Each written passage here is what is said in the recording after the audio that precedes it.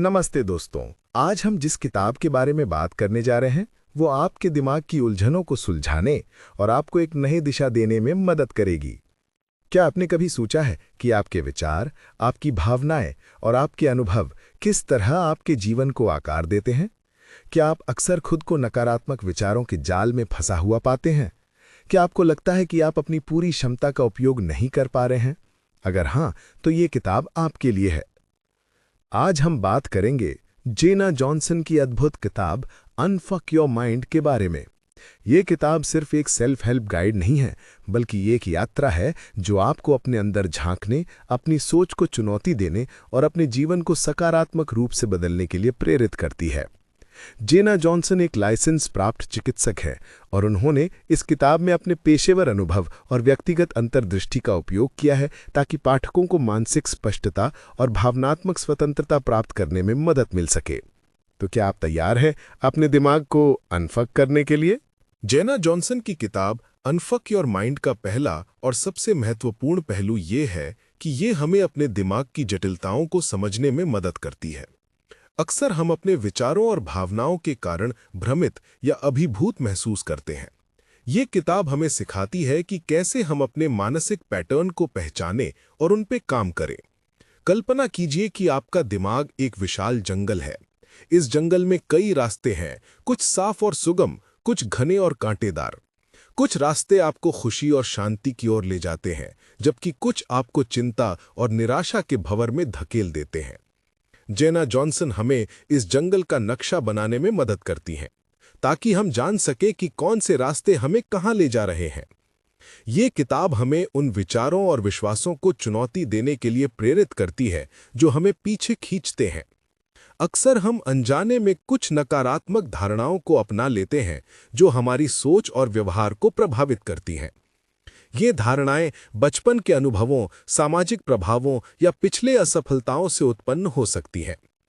उदाहरण के लिए, यदि आपको बचपन में बार बार बताया गया है कि आप किसी विशेष काम में अच्छे नहीं हैं, तो ये धारणा आपके अवचेतन मन में बैठ सकती है और आपको भविष्य में उस काम को करने से रोक सकती है।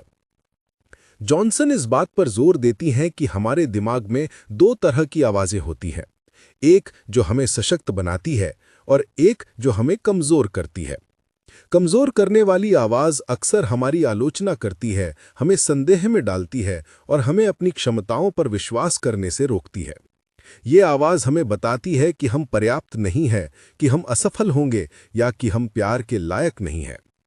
ये किताब हमें सिखाती है कि कैसे हम इस नकारात्मक आंतरिक आलोचक को पहचानें और उसकी शक्ति को कम करें। इसके लिए पहला कदम है जागरूकता। हमें ये जानना होगा कि कब ये आवाज हमारे दिमाग में हावी हो रही है। जब हम जागरूक हो जाते हैं तो हम इस आवाज को चुनौती दे सकते हैं और उसे अपनी पहचान बनाने से रोक सकते हैं। जेना जॉनसन हमें कुछ व्यावहारिक तकनीकों से अवगत कराती हैं जो हमें अपने विचारों को अधिक वस्तुनिष्ठ रूप से देखने में मदद करती हैं। इनमें से एक तकनीक है विचारों को सिर्फ विचार के रूप में देखना। अक्सर हम अपने विचारों को सच्चाई मान लेते हैं, भले ही वे केवल हमारे दिमाग की उपज हों। जब हम अपने विचारों को सिर्फ विचार के रूप में देखना सीखते हैं, तो हम उनसे भावनात्मक रूप से कम जुड़ते हैं और उन्हें नियंत्रित करना आसान हो जाता है। ये हमें सिखाती है कि कैसे हम अपने विचारों को एक बाहरी पर्यवेक्षक के रूप में देखें, जैसे कि हम किसी और के विचारों को देख रहे हों। जब हम ऐसा करते हैं तो हम उन पर कम प्रतिक्रिया करते हैं और उन्हें अधिक स्पष्ट रूप से देख पाते हैं। इससे हमें ये समझने में मदद मिलती है कि हमारे कौन से विचार सहायक हैं और कौन से हानिकारक। जॉनसन ये भी बताती हैं कि हमारे विचार अक्सर हमारी भावनाओं से जुड़े होते हैं। जब हम नकारात्मक विचार रखते हैं तो हम नकारात्मक भावनाएं महसूस करते हैं और विपरीत। इसलिए अपने विचारों पर काम करके हम अपनी भावनाओं को भी प्रभावित कर सकते हैं। इसके अलावा ये किताब हमें अपने मूल विश्वासों की पहचान करने के लिए प्रोत्साहित करती है। ये मूल विश्वास वे गहरी जड़ें हैं जो हमारे सभी विचारों और व्यवहारों को निर्देशित करती हैं। यदि हमारे मूल विश्वास नकारात्मक हैं, तो वे हमारे जीवन में नकारात्मक पैटर्न को जन्म दे सकते हैं। उदाहरण के लिए, यदि आपका मूल विश्वास ये है कि आप हमेशा अकेले रहेंगे, तो आप अनजाने में ऐसे व्यवहार कर सकते हैं जो आपको दूसरों से दूर रखते हैं। किताब हमें इन मूल विश्वासों को चुनौती देने और उन्हें अधिक सकारात्मक और सहायक विश्वासों से बदलने के तरीके सिखाती है। ये एक आसान प्रक्रिया नहीं है, लेकिन ये निश्चित रूप से संभव है। इसमें समय और प्रयास लगता है, लेकिन परिणाम आपके जीवन को पूरी तरह से बदल सकते हैं। जेना जॉनसन का मानना है कि हमारा दिमाग एक मांसपेशी की तरह है। जितना अधिक हम इसे सकारात्मक रूप से प्रशिक्षित करते हैं, उतना ही मजबूत ये बनता है। नकारात्मक विचारों को चुनौती देना और सकारात्मक सोच को अपनाना एक सतत अभ्यास है। इस भाग में हमने देखा कि कैसे जेना जॉनसन हमें अपने दिमाग की जटिलताओं को समझने और अपने नकारात्मक विचारों और विश्वासों को पहचानने में मदद करती है। ये पहला कदम है एक स्वस्थ और खुशहाल दिमाग की ओर। हमने पहले भाग में देखा कि कैसे हमारे विचार हमारे जीवन को आकार देते हैं। अब अनफक योर माइंड का अगला महत्वपूर्ण पहलू है हमारी भावनाओं को समझना और उन्हें प्रभावी ढंग से प्रबंधित करना। भावनाएं हमारे जीवन का एक अभिन्न अंग हैं और वे हमें दुनिया और खुद के बारे में महत्वपूर्ण जानकारी देती हैं। लेकिन जब भावनाएं बेकाबू हो जाती हैं तो वे हमें अभिभूत कर सकती हैं और हमारे निर्णय लेने की क्षमता को प्रभावित कर सकती हैं। जेना जॉनसन हमें सिखाती हैं कि भावनाएं सिर्फ अच्छी या बुरी नहीं होती, वे सभी महत्वपूर्ण होती हैं। डर, गुस्सा, दुख, खुशी, ये सभी हमें कुछ न कुछ बताते हैं। चुनौती ये है कि हम इन भावनाओं को कैसे सुनें और उनकी प्रतिक्रिया कैसे दें। अक्सर हम अपनी नकारात्मक भावनाओं से बचने की कोशिश करते हैं या उन्हें दबाने की कोशिश करते हैं। लेकिन जॉनसन बताती हैं कि भावनाओं को दबाने से वे गायब नहीं होती, बल्कि वो अंदर ही अंदर सुलगती रहती हैं और बाद में और भी बड़े रूप में बाहर निकल सकती हैं। कल्पना कीजिए कि आपकी भावनाएं एक नदी की तरह हैं। कभी कभी ये नदी शांत और धीमी बहती है, कभी ये तेज और उग्र हो जाती है और कभी कभी ये बाढ़ का रूप ले लेती है। हम नदी के बहाव को पूरी तरह से नियंत्रित नहीं कर सकते, लेकिन हम सीख सकते हैं कि कैसे उसमें तैरना है और कैसे उसके किनारे सुरक्षित रहना है। ये किताब हमें अपनी भावनाओं को पहचानने और उन्हें नाम देने के लिए प्रोत्साहित करती है। जब हम किसी भावना को नाम देते हैं तो हम उसे समझना शुरू करते हैं और उस पर नियंत्रण प्राप्त करते हैं। उदाहरण के लिए, मैं परेशान हूं कहने के बजाय मैं निराश हूं या मैं चिंतित हूं कहना अधिक स्पष्ट और सहायक होता है। ये विशिष्टता हमें यह समझने में मदद करती है कि हम वास्तव में क्या महसूस कर रहे हैं और हमें क्या चाहिए। जॉनसन हमें भावनाओं को महसूस करने का अभ्यास करने के लिए भी प्रेरित करती हैं। इसका मतलब ये नहीं है कि हमें अपनी नकारात्मक भावनाओं में डूब जाना चाहिए, बल्कि इसका मतलब है कि हमें उन्हें स्वीकार करना चाहिए और उन्हें अपने शरीर में महसूस करना चाहिए। जब हम अपनी भावनाओं को महसूस करते हैं तो वे अक्सर धीरे धीरे कम होने लगती हैं।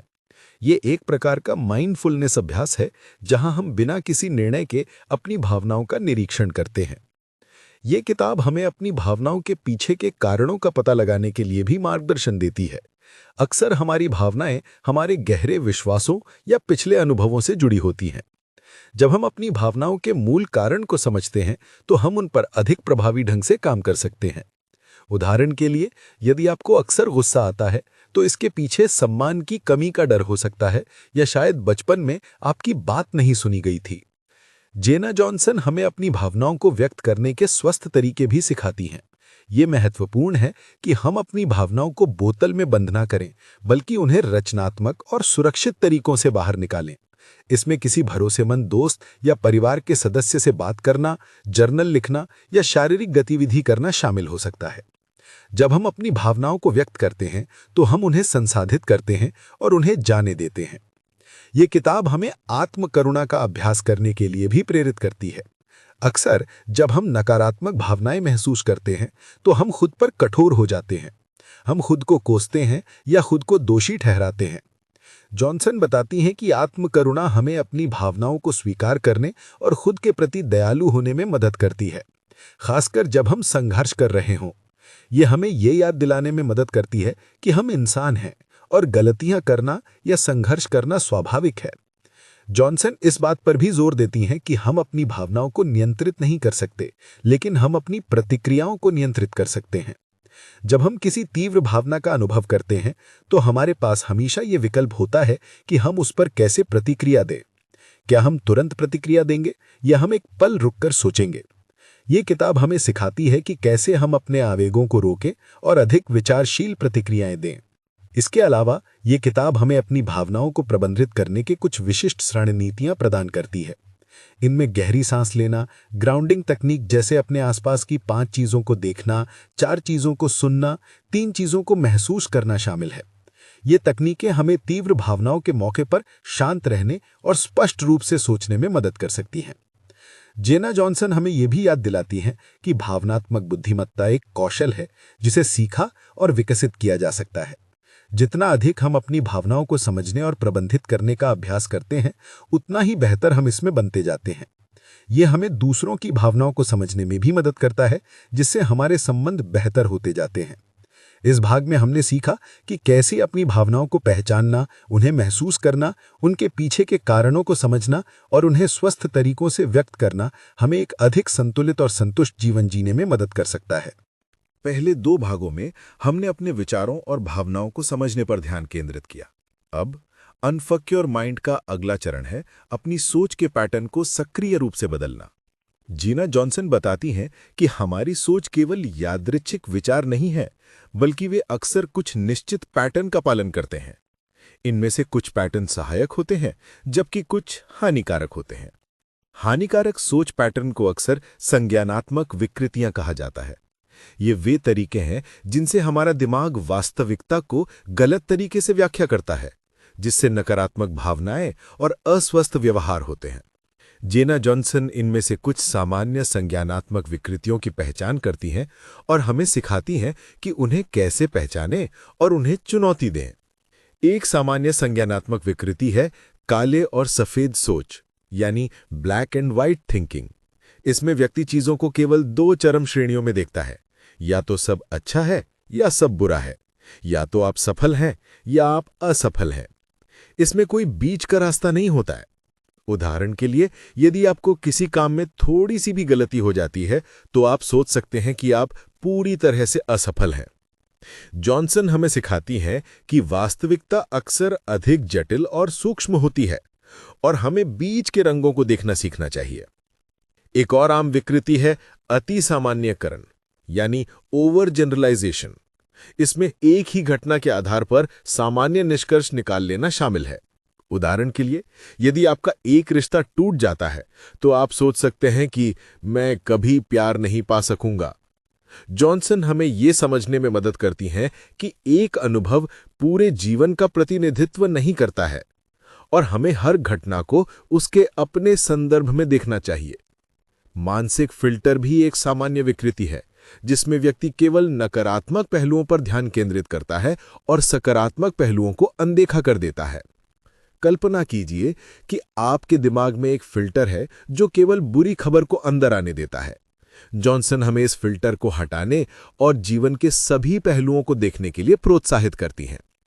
निष्कर्ष पर कूदना भी एक समस्यात्मक पैटर्न है, जिसमें हम पर्याप्त सबूतों के बिना मान लेते हैं कि हम जानते हैं कि क्या हो रहा है या दूसरे क्या सोच रहे हैं। इसके 2 मुख्य रूप हैं: मन पढ़ना, यानी ये मानना कि हम जानते हैं कि दूसरे क्या सोच रहे हैं, और भविष्य बताना, यानी ये मानना कि हम जानते हैं कि भविष्य में क्या होगा। जॉनसन हमें अनुमान लगाने के बजाय सवाल पूछने और वास्तविक जानकारी इकट्ठा करने के लिए प्रेरित करती हैं।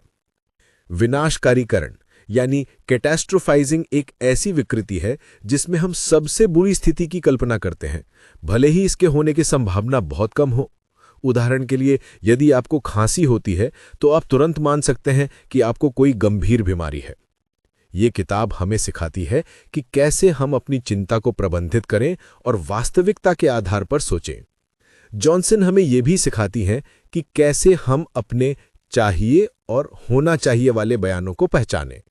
अक्सर हम खुद पर या दूसरों पर अवास्तविक अपेक्षाएं थोपते हैं कि चीजें कैसे होनी चाहिए। जब ये अपेक्षाएं पूरी नहीं होती, तो हम निराश या क्रोधित महसूस करते हैं।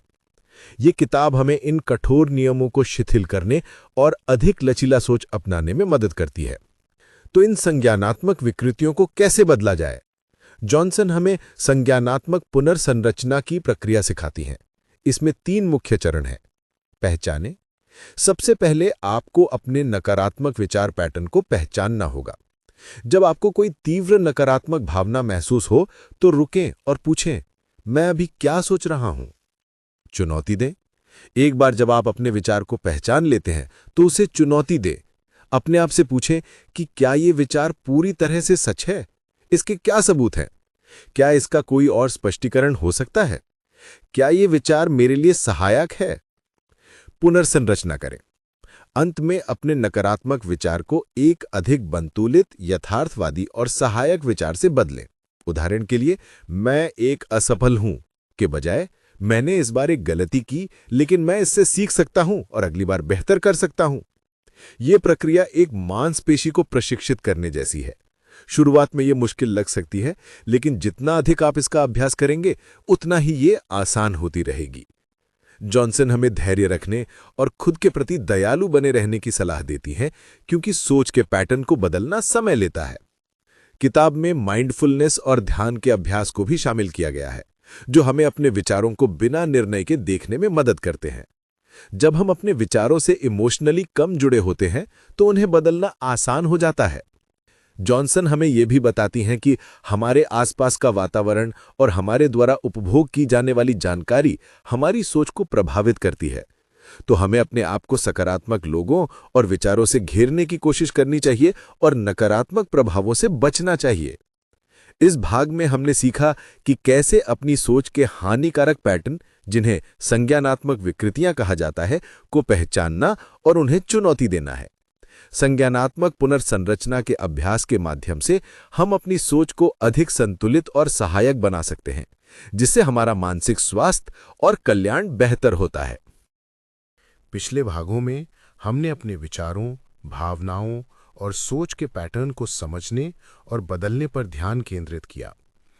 अनफक योर माइंड का ये भाग हमें ये सिखाता है कि कैसे हम अपने विचारों और भावनाओं को ठोस कार्यों में बदलें और ऐसी आदतें विकसित करें जो हमारे लक्ष्यों और खुशियों का समर्थन करती हैं। जेना जॉनसन बताती हैं कि केवल सोचने या महसूस करने से काम नहीं चलेगा, हमें सक्रिय रूप से बदलाव लाने के लिए कार्य भी करने होंगे। अक्सर हम जानते हैं कि हमें क्या करना चाहिए, लेकिन हम ऐसा करते नहीं हैं। ये आलस्य, डर या प्रेरणा की कमी के कारण हो सकता है। ये किताब हमें इस जड़ता को तोड़ने और छोटे प्रबंधनीय कदम उठाने के लिए प्रेरित करती है। जॉनसन इस बात पर जोर देती है कि हमारी आदतें हमारे जीवन का आधार होती है। अच्छी आदतें हमें सफलता की ओर ले जाती हैं, जबकि बुरी आदतें हमें पीछे खींचती हैं।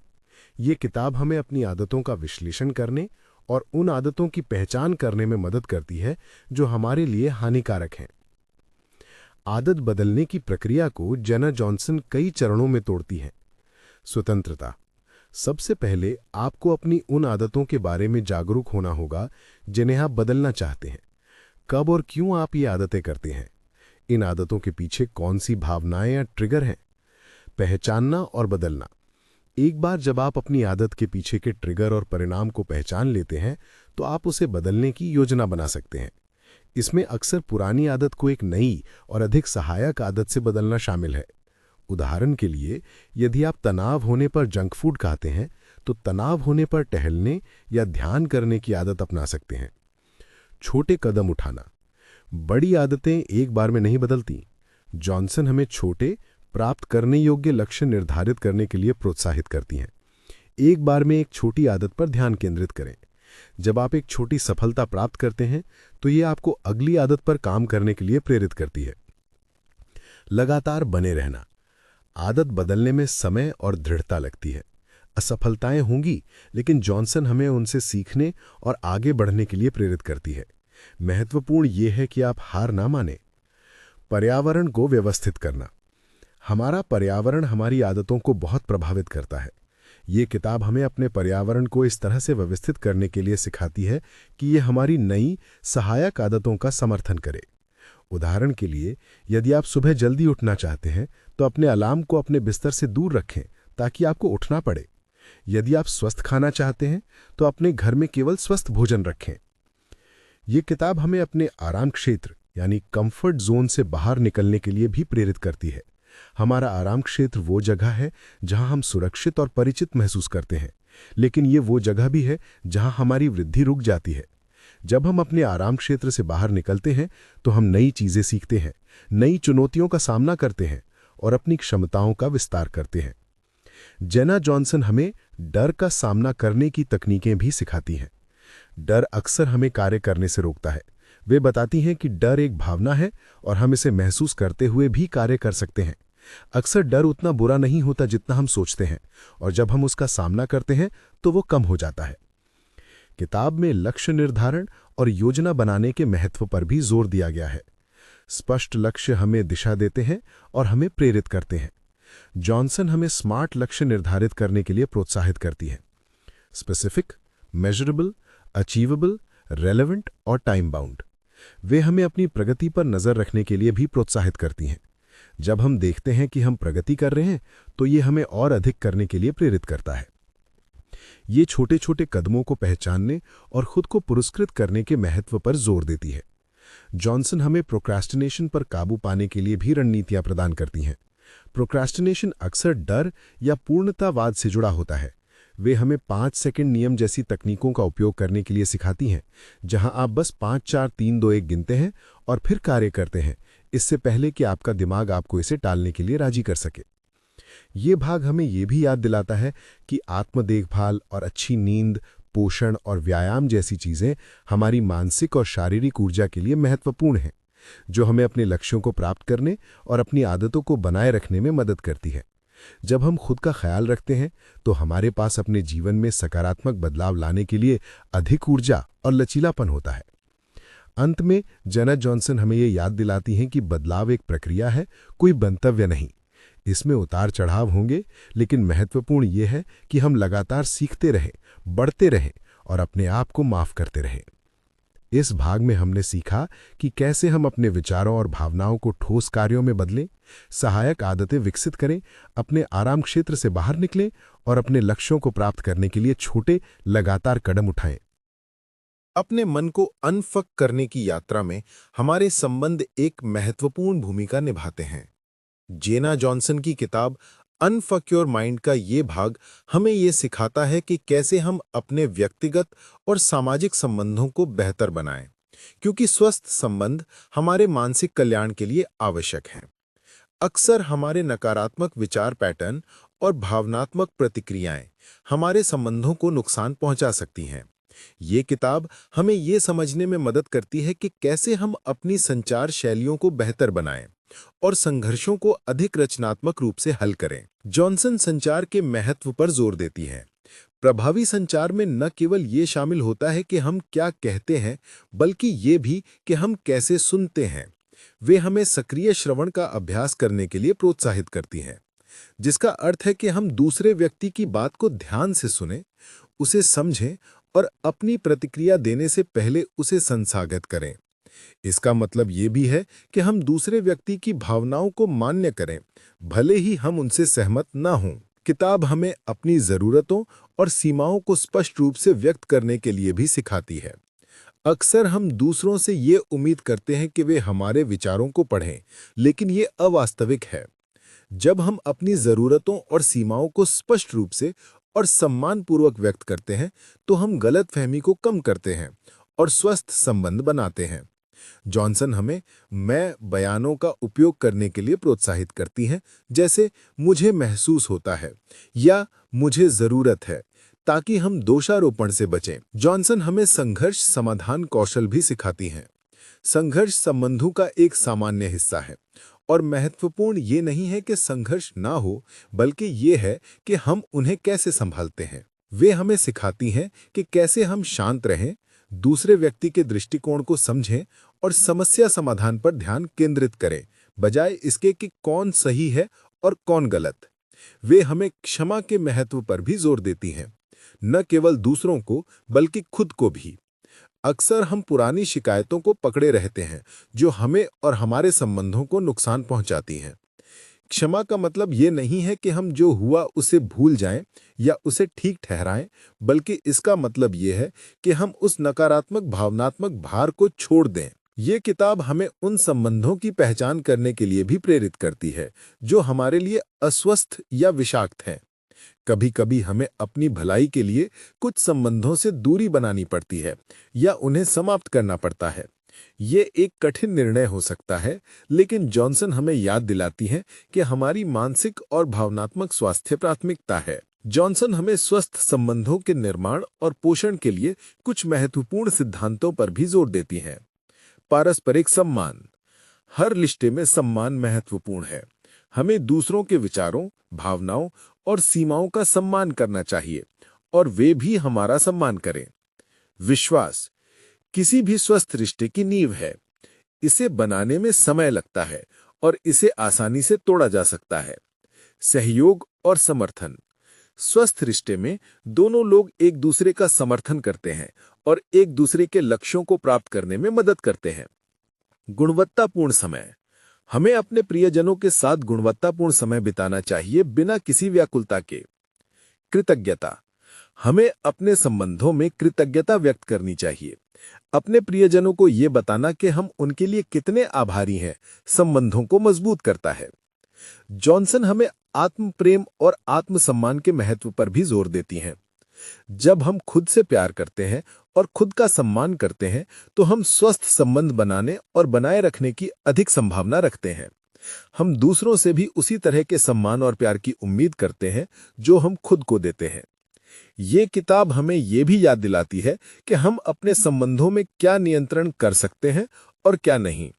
हम दूसरों के व्यवहार को नियंत्रित नहीं कर सकते, लेकिन हम अपनी प्रतिक्रियाओं और अपने हिस्से को नियंत्रित कर सकते हैं। ये हमें अपनी सीमाओं को स्वीकार करने और उन चीजों को जाने देने में मदद करता है जिन्हें हम बदल नहीं सकते। ये किताब हमें हमारी सामाजिक बुद्धिमत्ता विकसित करने के लिए भी प्रोत्साहित करती है, जिसमें दूसरों की भावनाओं को समझना, सामाजिक संकेतों को पढ़ना और विभिन्न सामाजिक परिस्थितियों में प्रभावी ढंग से बातचीत करना शामिल है। ये हमें अधिक सहानुभूतिपूर्ण और समझदार बनने में मदद करता है। अंत में जॉनसन हमें ये याद दिलाती हैं कि संबंध एक सतत प्रयास है। उन्हें बनाए रखने और पोषित करने के लिए काम, धैर्य और समझ की आवश्यकता है, लेकिन जो लाभ ये प्रदान करते हैं, जैसे कि समर्थन, खुशी और अपनेपन की भावना, वे इसके लायक हैं। इस भाग में हमने सीखा कि कैसे प्रभावी संचार, संघर्ष समाधान, क्षमा और स्वस्थ संबंधों के सिद्धांतों को अपनाकर हम अपने संबंधों को बेहतर बना सकते हैं, जो हमारे समग्र कल्याण के लिए महत्वपूर्ण है। जीवन में हम सभी के कुछ अनुभव होते हैं जो हमें आहत करते हैं या हमें पीछे खींचते हैं। जीना जॉनसन की किताब अनफक योर माइंड का ये भाग हमें ये सिखाता है कि कैसे हम अतीत की पीड़ाओं, पछतावों और असफलताओं को जाने दें और एक उज्जवल भविष्य की ओर बढ़ें। अक्सर हम अनजाने में अतीत को पकड़े रहते हैं, जिससे हमारी वर्तमान खुशी और भविष्य की संभावनाओं पर असर पड़ता है। जॉनसन इस बात पर जोर देती हैं कि अतीत को पकड़े रहना एक भारी बोझ है। ये हमें वर्तमान में पूरी तरह से जीने से रोकता है और हमें नई संभावनाओं को देखने से रोकता है।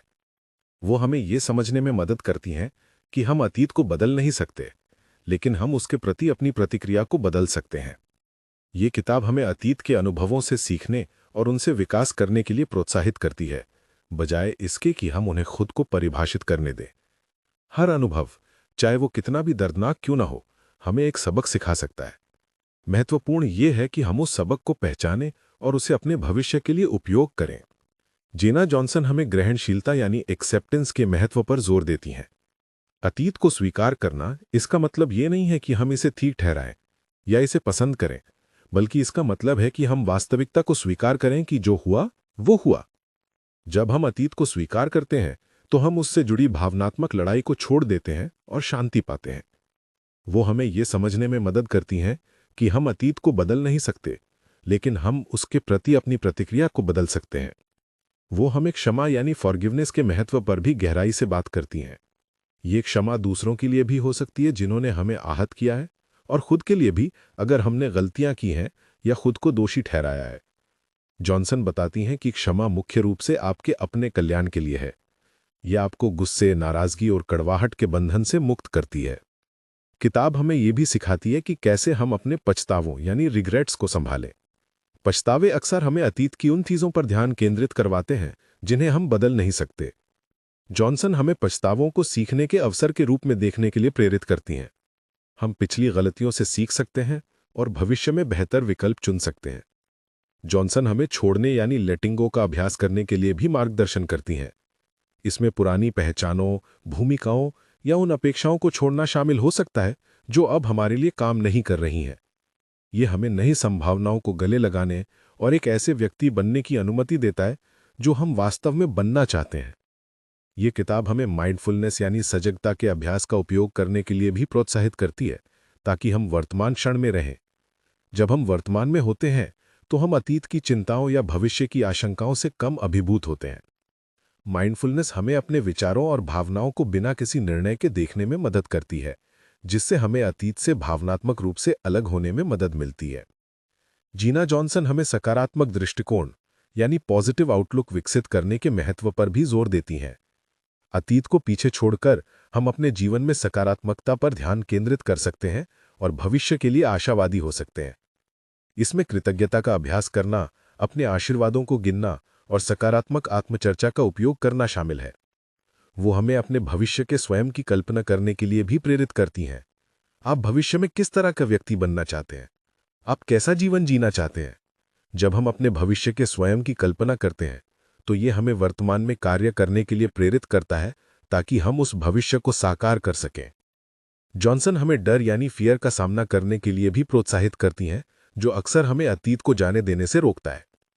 हम अज्ञात से डर सकते हैं, या हमें यह डर हो सकता है कि अगर हम अतीत को छोड़ देंगे तो हम अपनी पहचान खो देंगे। वो हमें याद दिलाती हैं कि डर एक भावना है और हम इसे महसूस करते हुए भी आगे बढ़ सकते हैं। किताब हमें यह भी सिखाती है कि हम खुद को नए सिरे से परिभाषित कर सकते हैं। हमारा अतीत हमें परिभाषित नहीं करता, हम हमेशा बदलने और विकसित होने में सक्षम हैं। ये हमें अपनी पुरानी कहानियों को छोड़ने और नई, सशक्त बनाने वाली कहानियों को अपनाने के लिए प्रेरित करती है। इस प्रक्रिया में आत्म देखभाल और आत्मकरुणा भी महत्वपूर्ण है। अतीत को जाने देना एक भावनात्मक प्रक्रिया हो सकती है और हमें इस दौरान खुद के प्रति दयालु और धैर्यवान होना चाहिए। अंत में जीना जॉनसन हमें ये याद दिलाती हैं कि जीवन एक सतत यात्रा है। अतीत को जाने देना एक बार का काम नहीं है, बल्कि एक सतत अभ्यास है। हर बार जब अतीत की यादें वापस आती हैं तो हमारे पास उन्हें स्वीकार करने, उनसे सीखने और उन्हें जाने देने का अवसर होता है। इस भाग में हमने सीखा कि कैसे हम अतीत की पीड़ाओं, पछतावों और असफलताओं को स्वीकार करें, क्षमा करें, उनसे सीखें और उन्हें छोड़ दें।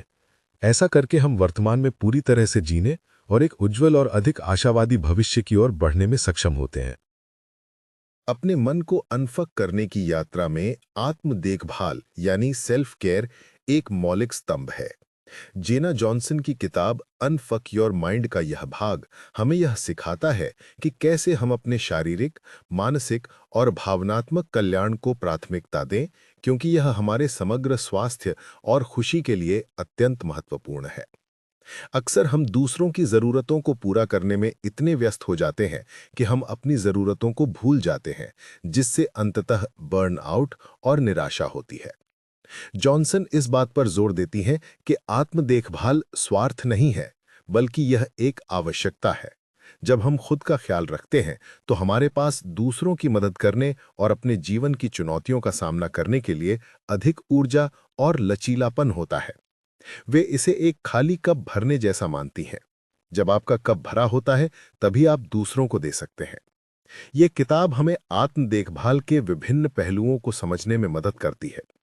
शारीरिक आत्म देखभाल, इसमें पर्याप्त नींद लेना, पौष्टिक भोजन खाना, नियमित रूप से व्यायाम करना और अपने शरीर की जरूरतों पर ध्यान देना शामिल है। जॉनसन बताती हैं कि हमारे शारीरिक स्वास्थ्य का हमारे मानसिक स्वास्थ्य पर सीधा प्रभाव पड़ता है। जब हम शारीरिक रूप से स्वस्थ महसूस करते हैं तो हम मानसिक रूप से भी बेहतर महसूस करते हैं। मानसिक आत्म देखभाल, इसमें अपने दिमाग को उत्तेजित करना, जैसे पढ़ना, नई चीजें सीखना, नकारात्मक जानकारी के संपर्क को सीमित करना, जैसे अत्यधिक समाचार या सोशल मीडिया, और माइंडफुलनेस या ध्यान का अभ्यास करना शामिल है। ये हमें अपने विचारों को प्रबंधित करने और मानसिक स्पष्टता बनाए रखने में मदद करता है। भावनात्मक आत्म देखभाल, इसमें अपनी भावनाओं को पहचानना, उन्हें व्यक्त करना, अपनी जरूरतों को पूरा करना और स्वस्थ भावनात्मक आउटलेट खोजना शामिल है। इसमें उन गतिविधियों में संलग्न होना भी शामिल है जो हमें खुशी और शांति देती हैं, जैसे संगीत सुनना, कला बनाना या प्रकृति में समय बिताना। सामाजिक आत्म देखभाल, इसमें स्वस्थ संबंध बनाना और बनाए रखना, विषैले संबंधों से दूरी बनाना और उन लोगों के साथ समय बिताना शामिल है जो हमें ऊपर उठाते हैं और हमारा समर्थन करते हैं। आध्यात्मिक आत्म देखभाल, इसमें अपने मूल्यों और विश्वासों के साथ जुड़ना, अपने जीवन के उद्देश्य पर चिंतन करना या प्रकृति के साथ जुड़ना शामिल हो सकता है। ये आपको एक बड़ी तस्वीर से जुड़ने और जीवन में अर्थ खोजने में मदद करता है।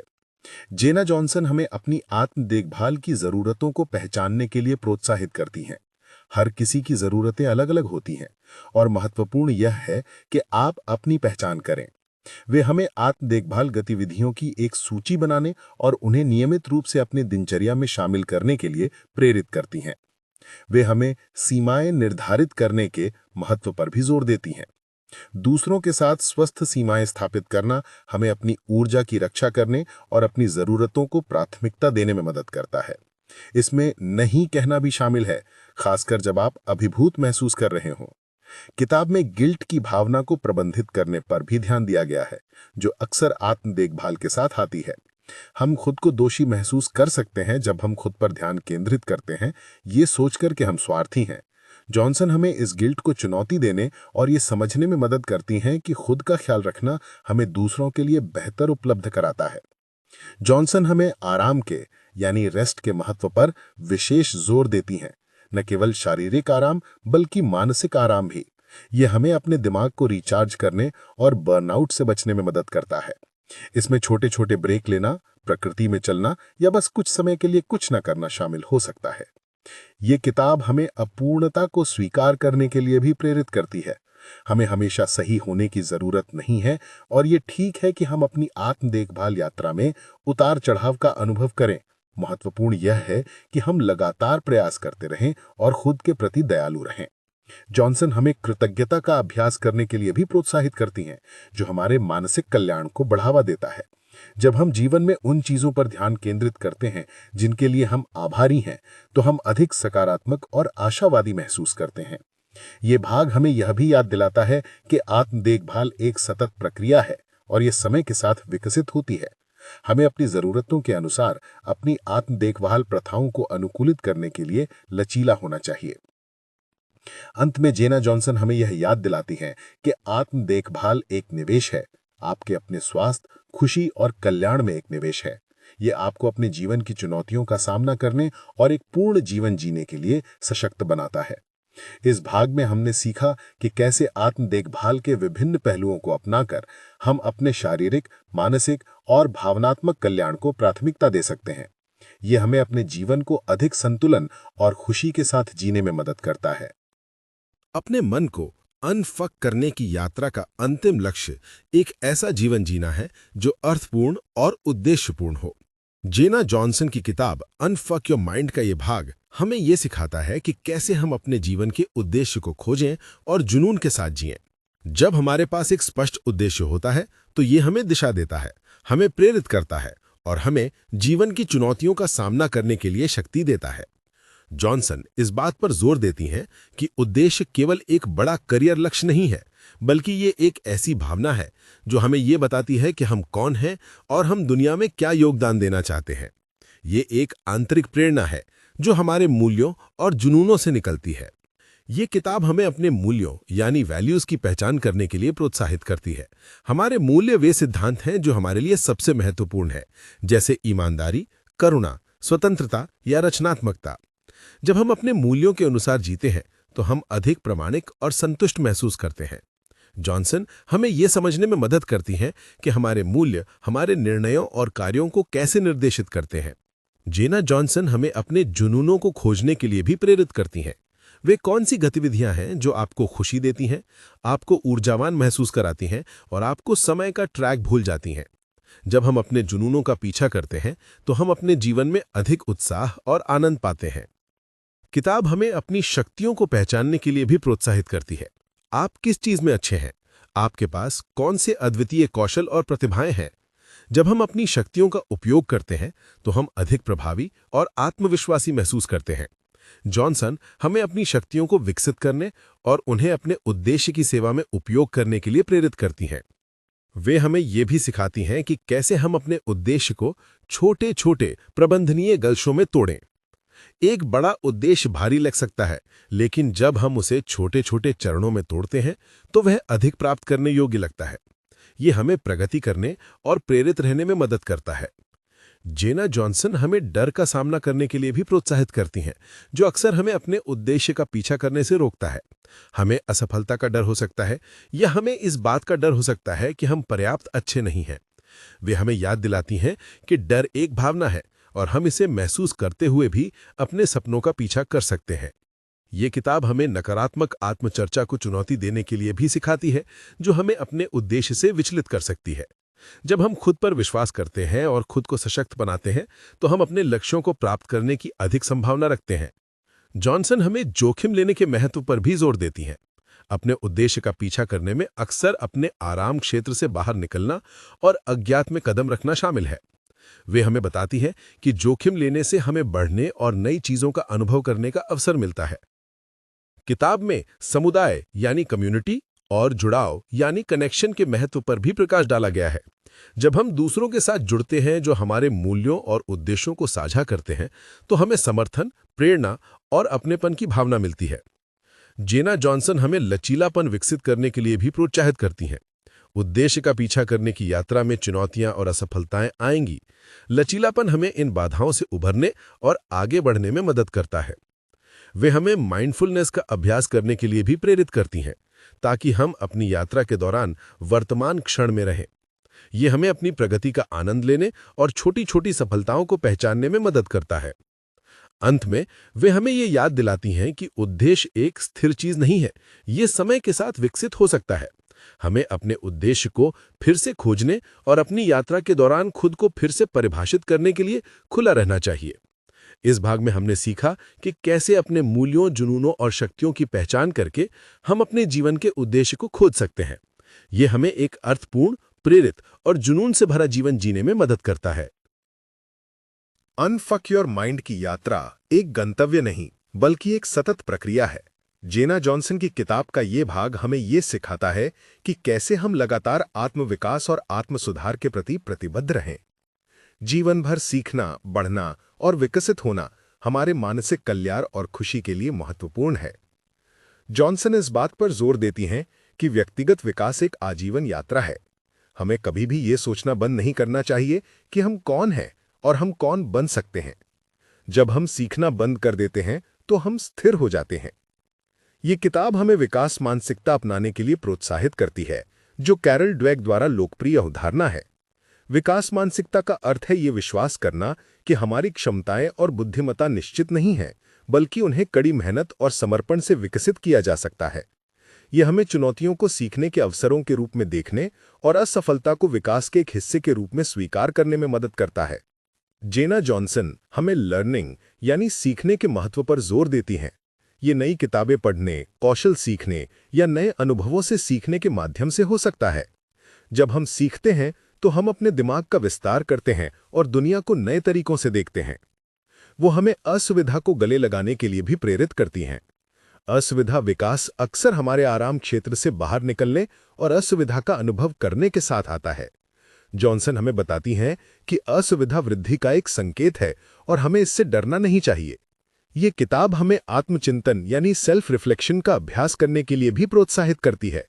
नियमित रूप से अपने विचारों, भावनाओं और कार्यों पर चिंतन करना हमें अपनी प्रगति का आकलन करने, अपनी गलतियों से सीखने और अपने लक्ष्यों को समायोजित करने में मदद करता है। इसमें जर्नल लिखना, ध्यान करना या किसी भरोसेमंद दोस्त या गुरु से बात करना शामिल हो सकता है। जेना जॉनसन हमें प्रतिक्रिया यानी फीडबैक मांगने और स्वीकार करने के महत्व पर भी जोर देती हैं। प्रतिक्रिया हमें अपने ब्लाइंड स्पॉट को देखने और उन क्षेत्रों की पहचान करने में मदद कर सकती है जहां हमें सुधार करने की आवश्यकता है।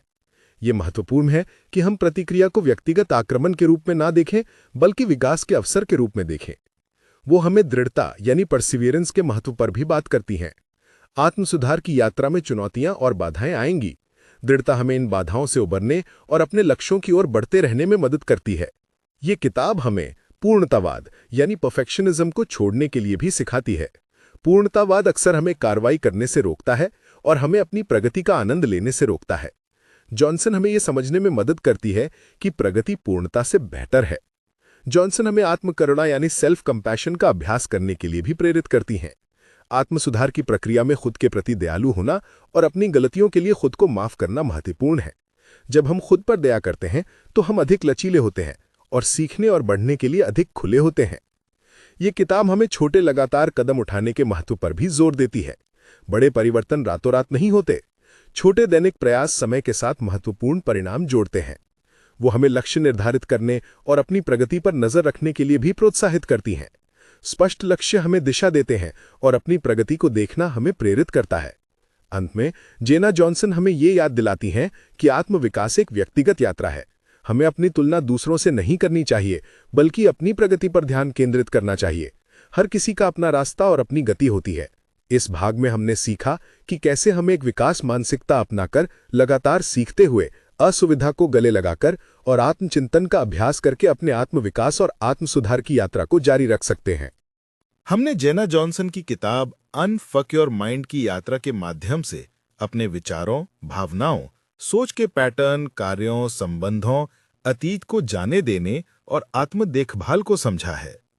अब इस किताब का अंतिम और सबसे शक्तिशाली संदेश है सशक्तिकरण और अपना सर्वश्रेष्ठ जीवन जीना। ये भाग हमें सिखाता है कि कैसे हम अपने अंदर की शक्ति का उपयोग करें और एक ऐसा जीवन जिएं जो पूरी तरह से हमारा हो, बिना किसी डर या सीमाओं के। जॉनसन इस बात पर जोर देती हैं कि सशक्तिकरण बाहर से नहीं आता, बल्कि ये अंदर से आता है। ये आपके पास ये जानने और विश्वास करने की शक्ति है कि आप अपने जीवन के निर्माता हैं।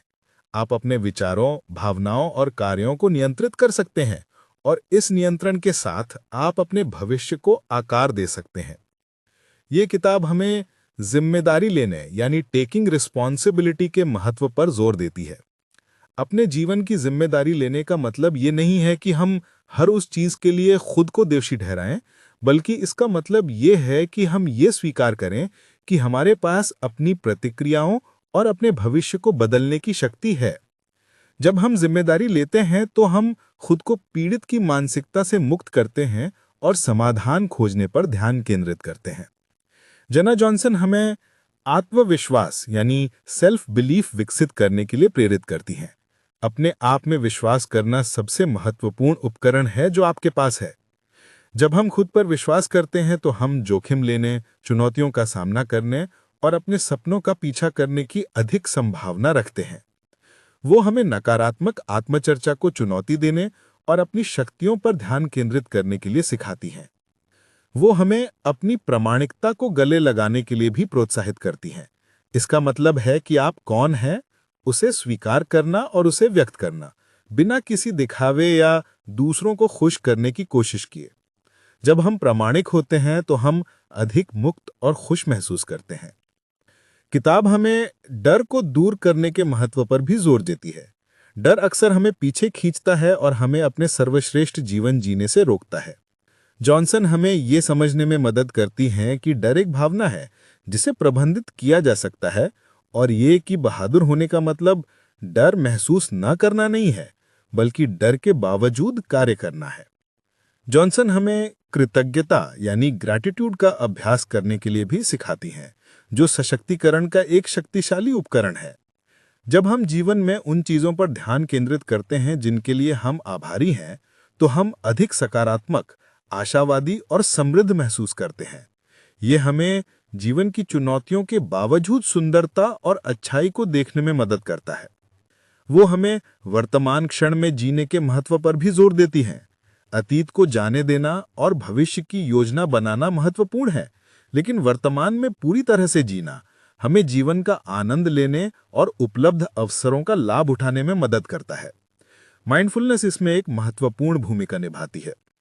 किताब हमें सकारात्मक संबंध बनाने और उन्हें पोषित करने के महत्व पर भी बताती है।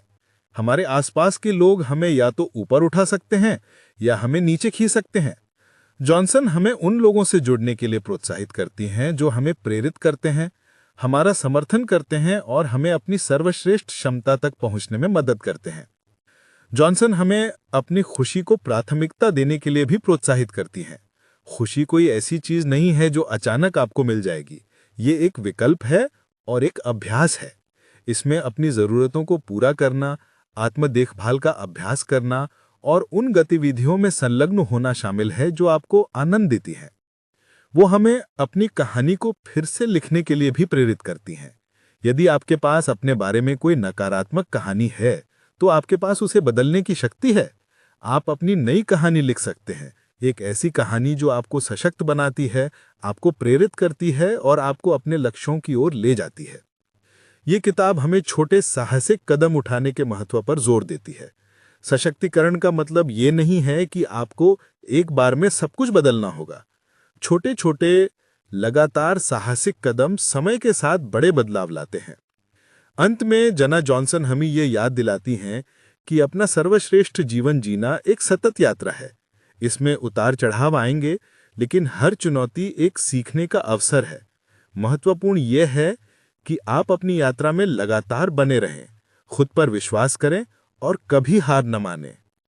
तो दोस्तों, जेना जॉनसन की किताब अनफक योर माइंड हमें ये सिखाती है कि हमारे पास अपने दिमाग को नियंत्रित करने, अपनी भावनाओं को प्रबंधित करने, अपनी सोच के पैटर्न को बदलने और एक ऐसा जीवन बनाने की शक्ति है जो हम वास्तव में चाहते हैं। ये एक शक्तिशाली मार्गदर्शन है जो आपको अपनी आंतरिक शक्ति को जगाने और अपना सर्वश्रेष्ठ जीवन जीने में मदद कर सकती है। मुझे उम्मीद है कि इस सारांश ने आपको इस अद्भुत किताब के बारे में एक अच्छी समझ दी होगी। याद रखें, आपकी मानसिक शांति और खुशी आपके हाथों में है। अगर आपको ये वीडियो पसंद आया हो तो इसे लाइक करना ना भूलें और हमारे चैनल को सब्सक्राइब करें, ताकि आप ऐसे और भी प्रेरणादायक सामग्री से जुड़ सकें। आपके विचार और अनुभव जानने के लिए हम कमेंट्स में आपका इंतजार कर रहे हैं। मिलते हैं अगले वीडियो में।